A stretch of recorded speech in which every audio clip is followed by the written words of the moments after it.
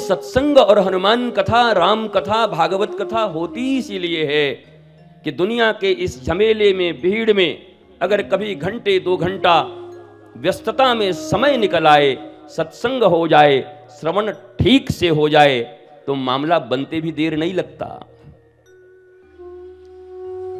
राजा खटवांग तो अंतिम 48 मिनट में मुक्ति पा गए थे।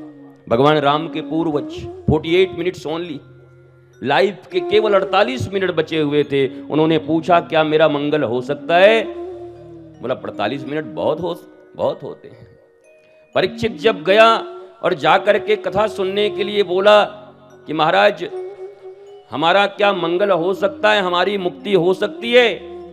पूछा अपने गुरुदेव भगवान से। कौन है उनके गुरुदेव? सुखदेव।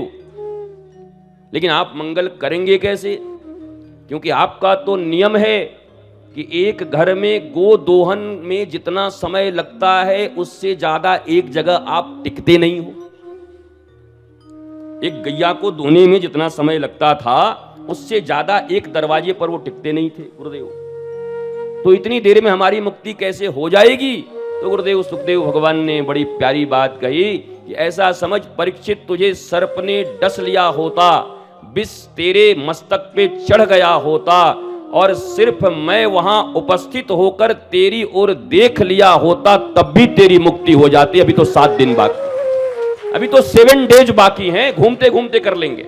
इन 7 दिनों में मुक्ति नहीं, तुम्हें राधा कृष्ण की भक्ति दिला दूंगा। क्योंकि मुक्ति तो बहुत आसान है। मुक्ति और भक्ति में क्या अंतर है? कहा मुक्ति के लिए तुम्हें परमात्मा के पीछे भागना होगा और भक्ति हो गई तो बंसी वाला तुम्हारे पीछे पीछे भागेगा, तुम जहां जाओगे वो तुम्हारे पीछे का। ये मुक्ति और भक्ति का अंतर है। इसलिए भक्ति को सदा श्रेष्ठ कहा गया। लेकिन भक्ति युवा है। श्रीमद् भागवत में प्रसंग आता है कि भक्ति जवान है और उसके दोनों बेटे बूढ़े हो गए हैं, ज्ञान और वैराग्य। और वो कोई भागवत की कथा नहीं है, वो अभी की कथा है। भक्ति की कमी तुम में भी नहीं है, नाचने में तुम्हारे में भी कोई कम नहीं है। सिंदूर टिकुली ये वो डब्बा हलवा पूड़ी बना करके मां मुरादे पूरी कर दे, हलवा बांटूंगी, इसमें तुम्हारा भी कोई कमी नहीं है, तुम कर ही रहे हो।